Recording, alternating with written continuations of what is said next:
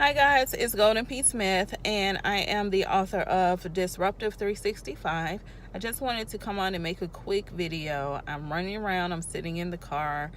It's Friday. Excuse like any craziness going on with this video. It is unfiltered, it is unedited, and it's just a hot take real quick. So I received a question today that asked my opinion on how I feel about forgiveness of the men who have been named in the Me Too movement. And my answer was that I'm not ready to forgive. A lot of the women who brought accounts and shared their experiences have been penalized. I don't see much penalization towards the men who were the perpetrators. So it boils down to this for me, which is really simple. I need everybody to recognize and understand that there's a double standard throughout this Time's Up movement, between the Me Too movement as well. There's a double standard. So the women who come forward, who are brave and sharing their accounts and experiences and blow the whistle on the things that they've experienced, are penalized instantly. They're crucified instantly. They lose opportunities, they lose relationships, their character is questioned, their morality is questioned, and they are the ones who suffered at the hands of their aggressor. I'm not a hater towards men. I love men. There are really good men in my life, and there are really good men all over the place.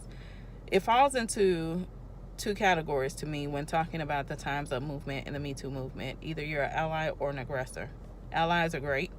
They're great to have in your corner when you need reassurance, and as you navigate your way through the process of the consequences that you have to deal with as a woman for stepping forward and moving forward.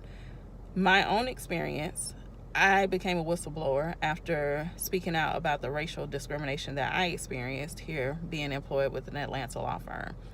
On top of that, I witnessed the sexual assault that took place, and I reported the sexual assault, and I was just asking some questions about the grievance procedure and what needs to be done. The procedures weren't really clear. We didn't have a handbook. I was fired. I hired an attorney. I fired an attorney, hired another attorney, fired that attorney, and decided to take the case on myself, not out of any false sense that I could do it. It took me a while to build up confidence, to be sure in myself that I could do it. But during the course of that, me being fired, me deciding to speak out, I went through a lot of different experiences that led me to believe that no one would care about my case the way I would, which is why I took on the case myself. I'm still in litigation. I've been in litigation since 2014, and I'm still in litigation now. I was unhappy with the results that were made in the decision that was made by the judge in the federal district court here in Atlanta, and I pushed the case to appeal it to the 11th Circuit Court of Appeals, all on my own. We as women, when we speak out, sometimes it falls on deaf ears. There are allies like Ronan Farrow, who is an ally, who is wonderful, who is a superhero without a cape. There are a lot of stories that don't get told.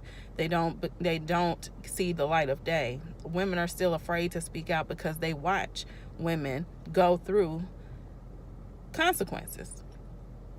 So when I see articles on is it time to forgive men from the Me Too movement, or when I'm asked what I think about TV executives getting a golden parachute for bullying, harassment, and sexual assault against one of his employees, he gets $100 million to walk away. He gives up his position at the media property he manages, as well as other media properties he manages. Meanwhile, the woman in the situation can't get work, or struggles to find work, or struggles to rebuild her reputation. Why is that? That's the reason for the Time's Up movement and the Me Too movement, and what inspired me to share my own experience by writing my book. So I'll be discussing more of this. I'll be doing a live stream on Sundays on my Facebook page, on Facebook Live, In the meantime, you can download the book, Disruptive 7 Keys for Working Women Experiencing Hostile Environments, through Amazon or Barnes & Noble. And you can join me every Sunday. I am an advocate.